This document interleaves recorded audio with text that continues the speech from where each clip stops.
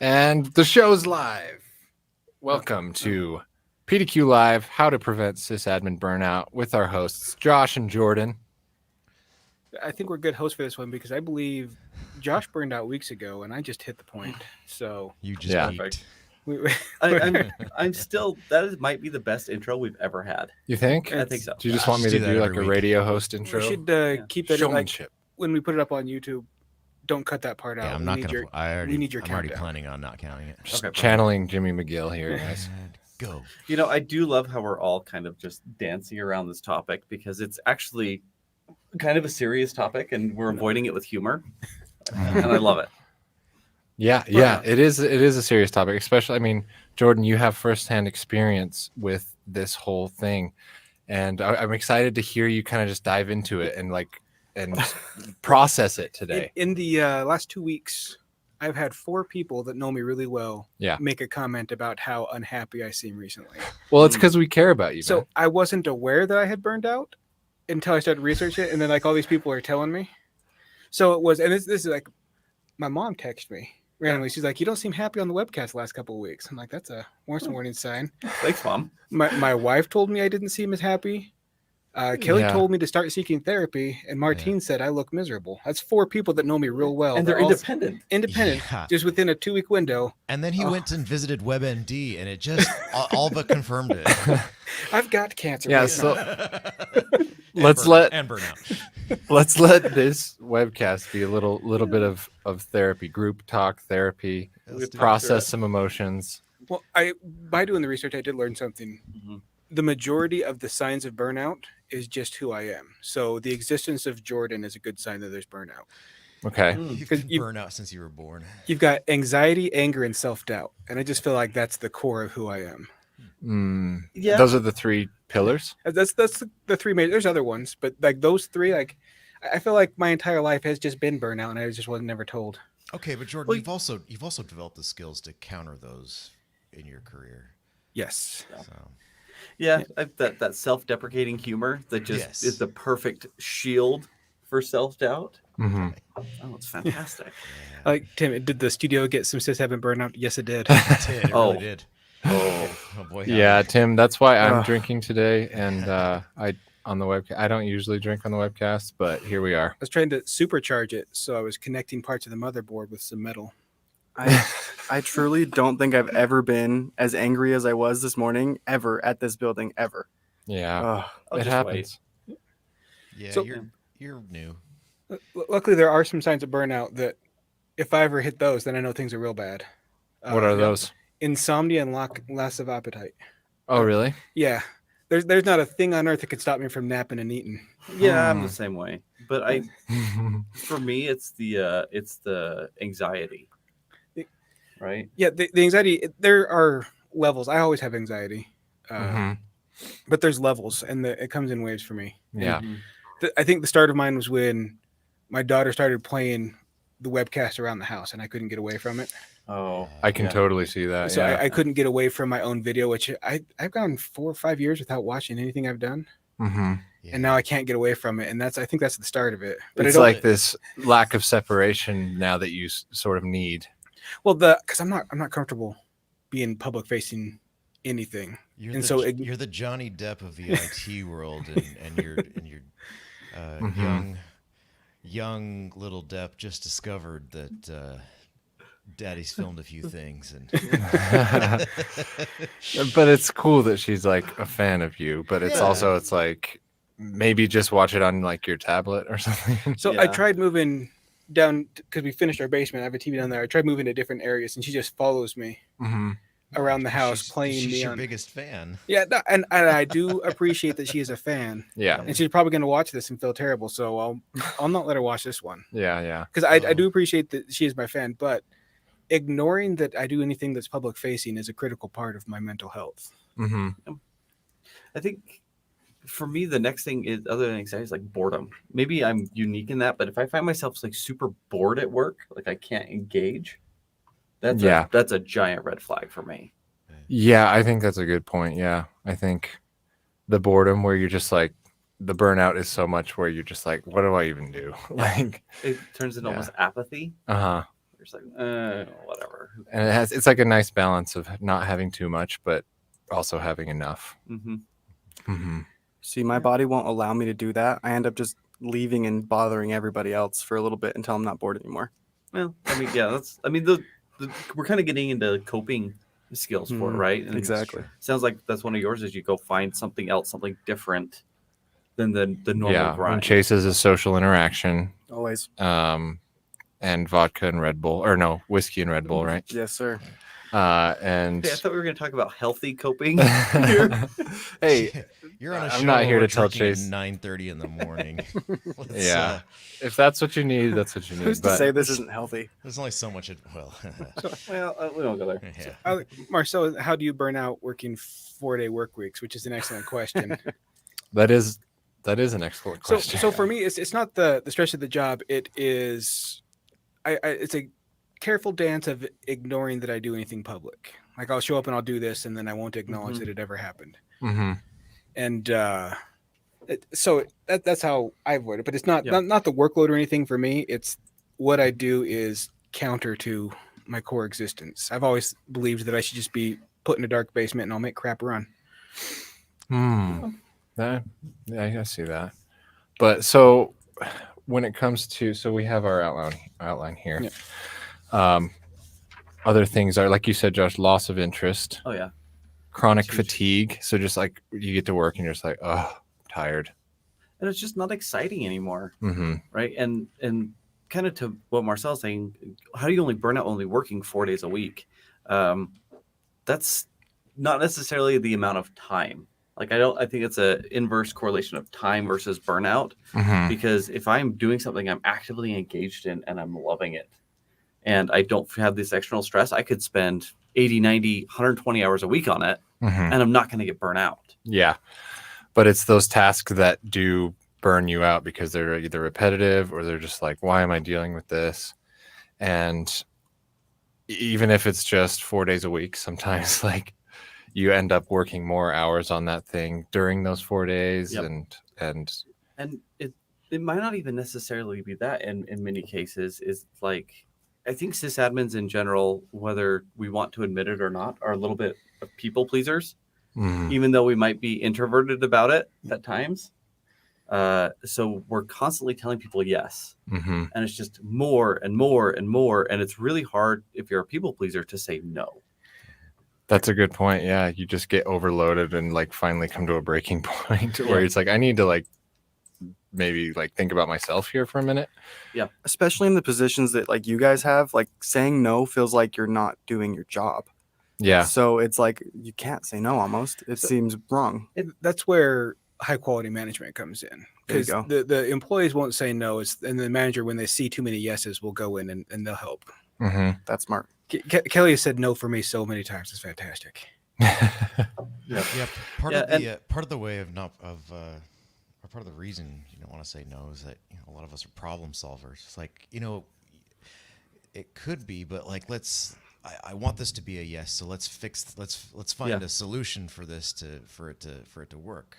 Right. It's hard to say no to the thing that keeps you engaged, that puzzle, that next thing, Mm-hmm. because then you're in a chicken egg situation. If I'm saying no to the thing that keeps me engaged, but I'm not engaged, Mm-hmm. what do I do first? That's a good point. Well, let's take a question here. So Yeah. James D question here. I don't have a way to pull it up in this setup, That's all right.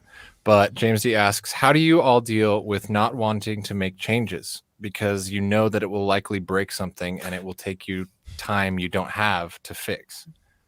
So maybe he's just referring to just like things have to stay the same completely because like it's all a rigid structure. And That's a great question.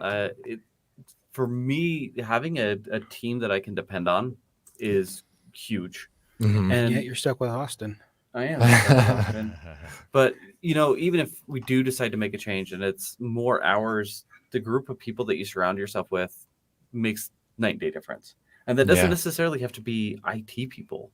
Like Mhm. if you're in a one-person shop and you've got other people in the organization that you can talk through why I want to do this is what I'm going to do. Like you don't need their technical feedback, Yeah. but what you need is like that emotional support. The support system Yeah. to knowing like if I do decide to change something, you all have my back. Yeah. Yeah. And it's a kind of a reframe for me of I'm not going to break something, but I'm going to learn something. Mm-hmm. Yeah, and I if it's difficult to change, at least I have, people around me that will help. That's nice. Yeah. I like that. Yeah, absolutely. Support system, James. That's what we need. Yeah. So James followed it up with a pretty common one where when you're in IT, especially, everyone thinks that you have instant turnaround for everything they ever need, but whenever you need something, all of a sudden they're too busy. Yeah, That's very common with IT. Well, yeah, and it goes to the type of people that the IT professional attracts. Your people, whether you want to admit it or not, and your problem solver. I think that's also just like IT is just kind of like the stepchild of any business anywhere. No matter where you go, IT just doesn't quite. They're not upfront. Go watch our Sysadmin Day video, and you can you can live a day in the life of this. Exactly what we're talking about, and then you can watch the burnout turn into complete rage at the end. You don't like people, but you want to make them happy. That's exactly. I think that's one of my favorite interview questions. Not necessarily to interview people, but if I'm interviewing a business that I want to work at, is how do you view IT? Is IT a necessary evil that you just like have to keep around, or do you see IT as like a multiplier to the organization? So I found a quick way to turn around the company, and that's IT starts internally billing for their services. Sure. So it's all funny money because that's all internal going back and forth. But if you say you have this is what your department pays us. No longer are you a financial black hole that does nothing but hold things up, but you are something that's generating all this revenue because of all the things that you keep running. So it's the way to force non-IT executives to see the value that you're providing. The last place I worked, they started to do that, and the opinion of IT changed pretty quick. It does. Yeah, I think you got to be kind of careful with that one, that you don't form an adversarial relationship. You got to remember it's all funny money. Like they're not actually sending anything over to you. It's all for the executives to see that the stuff we're providing isn't free. We're just a black hole of a budget in your eyes. So here is a numerical representation of what it actually would cost. Now it's their imaginary deficit, not ours. Even though the money doesn't change anything, it's just IT saying, "Hey, this is their cost, not ours." And it changes a lot. So there are companies that actually do that. Or is it just like a theory that you're saying? I've only seen it in one place that I worked, and it was. But the change in the opinion of IT was significant and pretty. That's interesting, yeah. Because normally it's just IT needs to spend all this money for all this different equipment, and no one sees anything goes into it, and so that's all they are. They're a sinkhole of money. Just a cost center. I like what Briggs said. What do you even do here when things are running? Yeah, when things go well, it's like, why do we pay you? It's like, well, that's why, because I'm the one that is the reason why everything's running well. Then it explodes. You have really pearly white teeth, and you have no cavities. Why do you even go to the dentist? Yeah. Exactly. Yep. We have another question from Marcel. I don't know if did we address this one. He said, how can one not burn out when reading news like attackers scanning for vulnerable systems just 15 minutes after publication of a CVS? That's hard, right? Because you're constantly feeling like you're a firefighter in a blaze and you can't do anything about it. And that could come out at 3 a.m. on a Saturday. So, my solution to that is not be in security and make it other people's problem, because security is awful.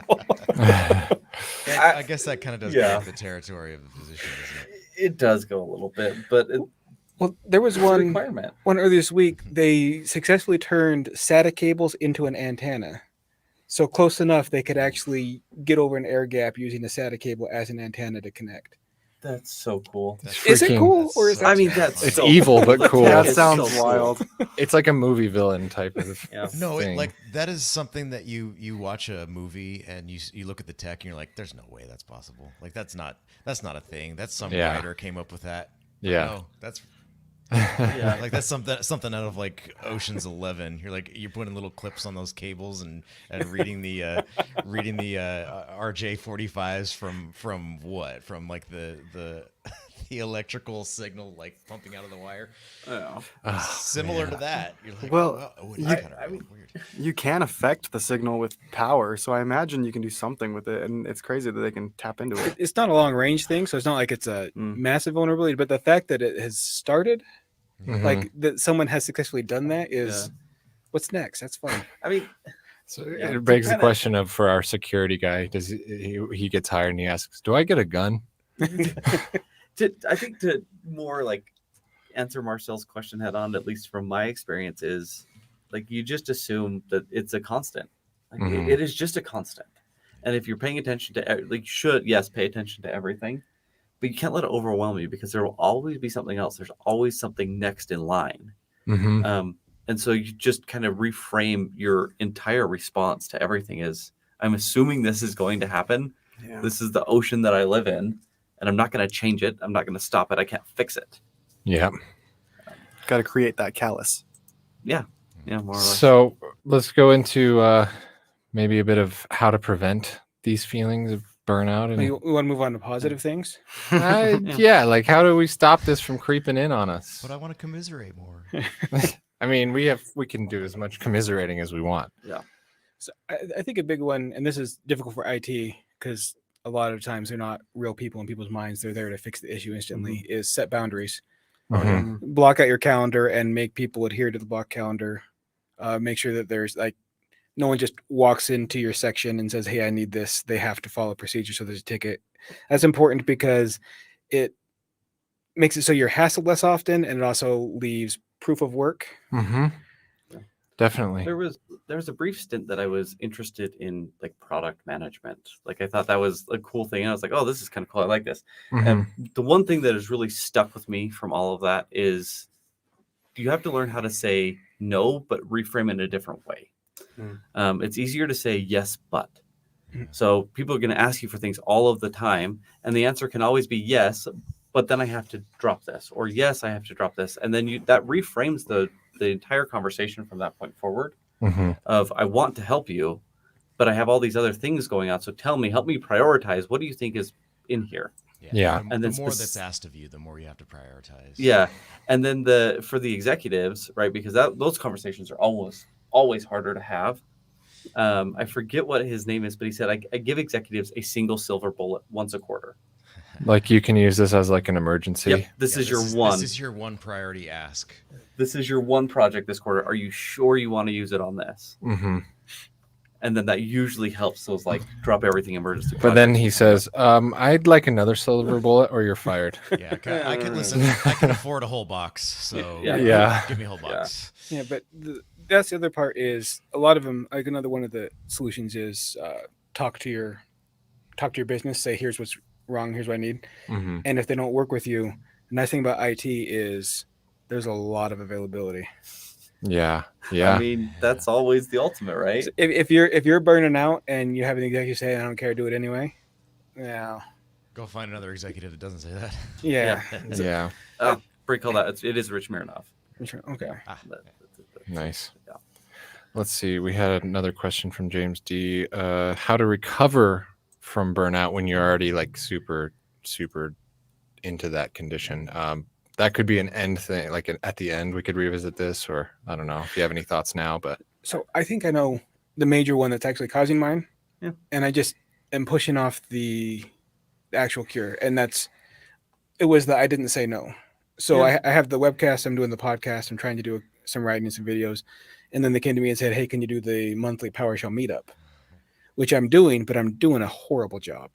I'm doing a horrible job because I don't have time to. I'm not maybe invested just a into little it. too much. Yeah. And so Kelly's told me, look, maybe we just need to make some changes to that, but I don't want to because I love PowerShell Mm-hmm. Yeah. and I want to keep it going, but I'm not doing a good job either. I know I'm not doing a good job. And we've had some awesome speakers. That last month was Justin Grody. They came in and just on the fly, he built a function that runs when he puts in an emoji in his thing that That's cool. it's like a little recycle emoji will go through and delete files. That's cool. So and he did it on the fly because he didn't have anything planned. He just knew what he wanted to talk about, and he built it live. And it was awesome to watch someone that good at PowerShell build something live. Mm-hmm. And I have the video for it, and I haven't even got it up yet for people to watch yet for those that couldn't attend. But there's so much. Well, let me know, dude. I can help you get that up. Yeah, I need to get the video over to you and Yeah. probably get a YouTube channel for that one. But that's what it is. I didn't say no, and the solution is pull back on the meetup or see if someone else can take it. But that meetup's been dropped so many times because it's a ongoing. Someone takes it, they run it for a couple months, they burn out, and then someone else takes it. That's Jordan, a lot. Yeah. It sounds like you're a people pleaser. Maybe. But also, That's a- you don't like them. Yeah. That's a lot to do. I mean, especially for introverted people to like run a social event, like to a consistent social event. That's a lot of energy. But that's a double-edged sword because you said it right in the beginning that you love PowerShell. Yeah. And so that's a way to get over burnout is doing the thing that you love.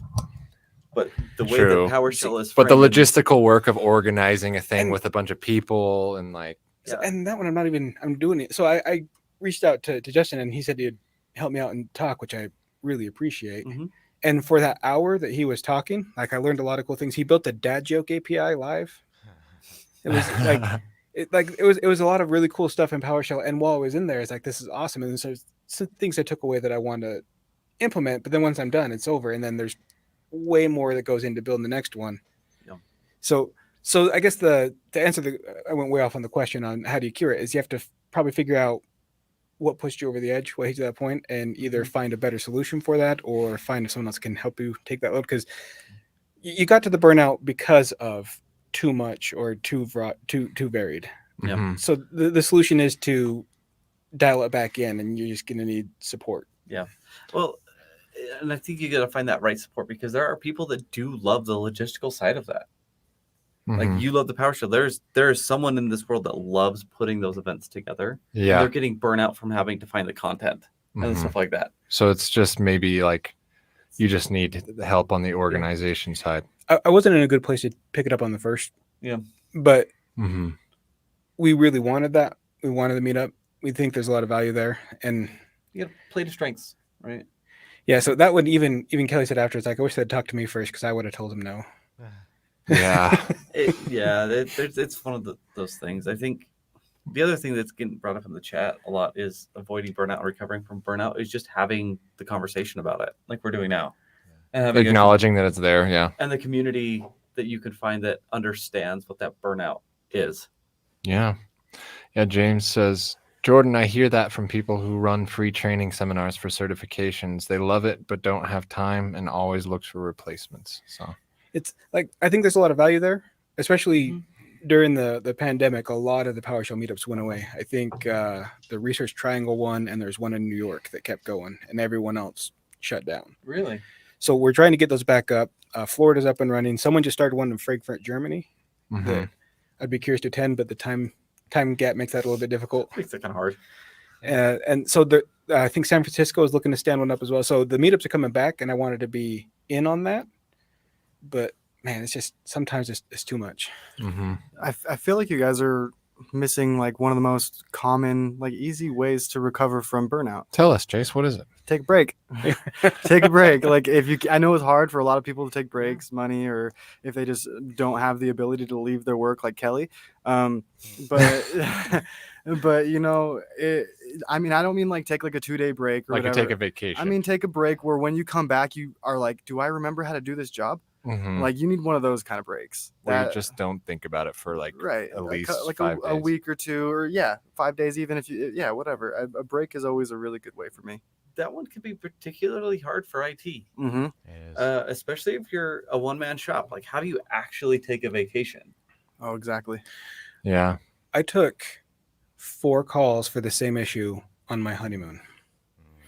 Really? Yeah. You're still yeah. married, so that- Yeah. Let me tell you, 10 years later, how often I hear about that. Yeah, that's not forgotten. So Oh, I bet. vacation's not always easy in IT. It's a nice dream. Totally. So what I have started doing, and I've actually never had this issue with PDQ. Also, I'm not in the trenches in this one. I'm more content. But I started going camping like once a month. I don't have the ability to reach me. Mhm. It's all designed. So if something goes wrong, tough. Sorry, I'm on Yeah. vacation. And Yeah. that kind of, I think that kind of goes there. Is like you feel like you can't be replaced or you need to be there, but chances are, unless you one man shop is a bit different. Yeah. But chances are, if you take some time, you go camp, you go do whatever, someone's going to step up and help you out.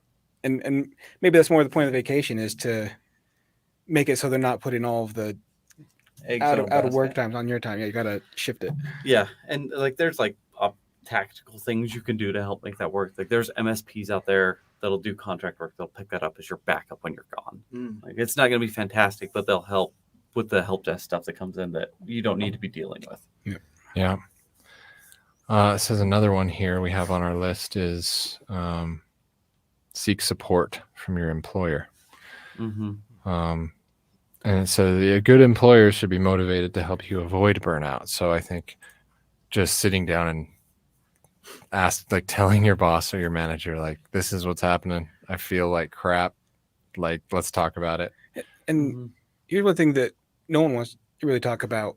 Training, like hiring, training, getting someone up to speed in IT is expensive and time consuming. Oh, It's going to be a lot cheaper for them to say, yeah, go ahead and take a nap. Yeah. Sure. Yeah, and when you have that conversation with your employer, I think it's about framing that conversation appropriately, right? Mhm. If I go to my manager, especially if they're not a technical manager, and it's just a complaint, right? Like, I'm Yeah. just, oh, I feel like everything is crap. horrible. Yeah. Like the response you're going to get to that is probably not going to be super great, right? Especially if they're not understanding the situation. So it's about reframing that conversation. You know, I think in the chat earlier, someone said nobody calls the help desk or nobody calls IT just because everything's working. Uh-huh. Like, I only engage with IT when things are broken and I'm having a bad day. Yeah, that's true. And so if you explain that like to your manager, like, hey, look, how would you like it if every interaction you had with someone is if they're upset with you or because something's broken and it's your fault? Mm-hmm. And it just feels bad. Yeah. Yeah. Austin says that, Josh, you always motivate him to not feel burnout or feel sad by calling him a big baby. Well, So he says that helps. It does help with Austin. You know, you just gotta keep that challenge in front of him all the time of like, you're just not good enough. That's actually the nicest thing, Big Baby's nicest thing I've seen said about Austin. Oh, like, dude, you just need a lot of practice. Yeah. There's like Yeah. You'll Zach, get there one day. Yeah. Zach Kuchar, who is the friendliest person in the history of the planet, he goes hard at Austin, letting him know. Mhm. Yeah, it's Austin's made himself into one of those guys that's just Yeah. fun to razz. On a real note, though, Austin is one of those people that you put a challenge in front of him or tell him you can't do it, And it's gonna and get it done. will get done. Yeah. So you're telling us how to bypass the just say no with Austin. Yeah. Oh, I get it if it's too difficult. You just can't do it. I get it. Light the fire. You got to know how to light the fire. Exactly. There is no, only Yep. Austin. Yeah. So it seems to be the main thing on this with IT is it's never gets enough appreciation or rarely gets enough appreciation. They only know you exist when things are going wrong, and we have a hard time saying no. Mm-hmm. The word of caution there, though, with that is when you present that, it can't. It goes both ways. You have to demonstrate that there's the value that it has to be there. You can't just say, "Oh, no one ever tells me thanks." Like, put yourself on the opposing side for a second as well. Have a little bit of like empathy there, and then when you go to have that conversation, it's going to be way more productive. Well, there's something I got from the podcast is you never go with the problem, go with the problem and a solution. Yeah. So you go in there and say, here is everything that's on my plate, and here where I'm struggling to meet it all. Yep. And then it's like, if I could, and then just work on redoing the schedule or find someone to come in and help, that's going to be more likely to be accepted and approved than just saying, no, I can't do this anymore. It's not just go with the problem, you go with the problem and a solution. Yeah. And be ready with that solution that there's other solutions to the problem that'll work as well. Yeah. So kind of go in with like that open mind of being willing to answer the questions, because if someone's going to engage back and ask you questions about it, it's because they want to understand, not that your solution is wrong. Mm-hmm. They just want to know why. Right. Especially when you're talking up like a level to your boss or whatever, compromise is such a big deal because you never know what like red tape they have too. Yeah. There's so many other things at play. Mm-hmm. And moving pieces. Marcel says, I do have the same problem. Hard time saying no. Yep. Yeah, that's tough. Because even sometimes you say no to someone once and all of a sudden they don't like you anymore. Yeah. It's tough. And it's hard because I'm the same way. Someone puts something in front of me, tells me I can't do it.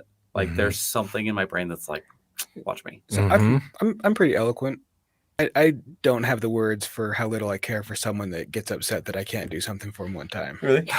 I have words that I can give to their face, but breaking down how little I mean, yeah, I don't care if someone says, "Oh, I don't like you anymore," because at the end of the day, IT keeps things running. I used to be a part of that. I remember it was fun. But yeah, but that's the hard part is where a lot of things we do is what keeps business running. It adds the responsibility of I have to do this, and I think more than even people pleasing, it's the fear of business going down is what makes it difficult to say no. Mm-hmm. But if there's no backup to handle any of your tasks, that's poor hiring. Like there needs to be an expansion to your department. Yes, Joseph says, for every hour I take a break, I fall behind 4 hours. Have not took a vacation in 25 years other than to go to a doctor's appointment. Oh my Dude, gosh. how have you not burned out? That is wild. That's bad, Joseph. You gotta. My goodness, I feel bad complaining now. Honestly. My life is going great. Yeah. Yeah, Joseph, you deserve Metal. some. You deserve a break. Like, Yeah. you know, that's I rough. I don't think you're gonna take one, but Yeah, But you should. you should. you should. Yeah. The last place I worked, they had a fantastic way to get people like me to not take vacation. They'd allow me to roll over a certain number of PTO hours into my 401k. Mhm. And that just speaks to my very core. Well, that's because you see retirement as this finish line that you are racing towards. Yeah. Right? Mhm. I'll get there. Yeah, just a long run. 25 years, that's too much. That's if you're so critical to the process that you can't take a vacation in 25 years, they need to have hired someone by then to Take some weight off of you. Yeah. And if they haven't, go somewhere else. Yeah. Like that's not okay. Make Like that's them. just not okay. Mhm. That's wild. And Alexander's saying, but the 401k took a nosedive. That's actually fine because based on my own projections, I'm still 20, 22 years away. Mhm. So the market taking a downturn is extremely beneficial to me That's because fine. I'm buying still- larger shares for You're less getting more. money. Yeah. Yeah, I was gonna say you're still putting money in, which it's, If you stick through it, it's usually It- positive. yeah, towards the end of retirement, having something like this happen, like anyone that was just about to die, that sucks. But, Oh, yeah. but this for is me, rough with the right time, now, yeah, with the time that I got, Yeah. like this is. I mean, It's as long just as a I blip. keep my job, this is good. No, it's good. I'm Yeah. getting more value for my money right now because it's going to recover. Right. True. It's a Yeah. fire sale. Fire sale. That's what they say. there's a fire. Arrested Development. So- Yes, I was. The ready poor get rich in recessions. That's what they say. Yeah. And the poor get poorer and the rich get richer. That's how it works. Yes. Mhm. Yes. Good advice, Chase. I don't know. Yes. I heard that quote yesterday and I felt like it needed to be said. Bill Gates, Jeff Bezos. So Rich Chase's dad, solution is poor like, well, dad. why don't you just have more money? Yep. Duh. No, Have you not tried- more have money. you tried not being- It's be ready. Have you tried not being poor? Yeah. You tried. If only you had more disposable income, you idiot. I'm pretty sure most rich people would say the same thing though. No, I don't think they would. I think they would. They'd be like, "You got to be ready." Okay. No, Yeah. unless they're like back to Arrested Development, Lucille Bluth. How much could have been one banana cost? What, like $10? If you have no concept of money, yeah, maybe. But Yeah. Well, Here's the money. Go see a Star War. I mean, we danced around this topic with a lot of humor Yeah. today, but it's for real. It is for real, obviously, from everybody in the chat. Like a lot of people deal with this. Yeah. And it is good to like just chat and be humorous and like just express the frustration out in that way. Like I think that can be therapeutic, but at the same time, like research burnout, see what you can do to help yourself. That's good support. I think takes care of a lot of it. I've called out of work with I'm just not feeling it, and I get no pushback. They're like, all right, we'll see you tomorrow. Maybe. Mhm. Maybe. Yeah.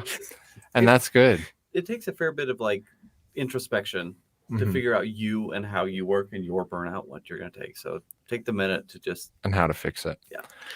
Well, So maybe- again, though, whatever you do, don't visit WebMD. Yeah. that's yeah, not a good you- resource. yeah, I have burnout. Do you mean cancer? You have cancer, you have cancer and heart Yeah. problems. All right. Yeah. So Jeff is in there saying he hit his downward spiral after 3 years because he never said no either. Yep. So that's what I would try is I would document everything you're doing both in and outside of work hours. Figure out what is reasonable for within there. Go to your boss and say, "Here's what I can handle. I need some help." Yep. And see if someone taking some of the load off your plate at least stops the spiral. I don't know if it'll get you back to square one, but Yeah.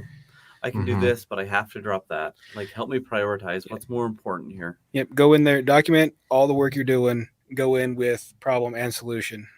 Mm-hmm. Dennis, gotta wonder why I'm still here, K through 12, after 17 years. Dennis, get out. People pleaser. Get out while you Can't say can. no.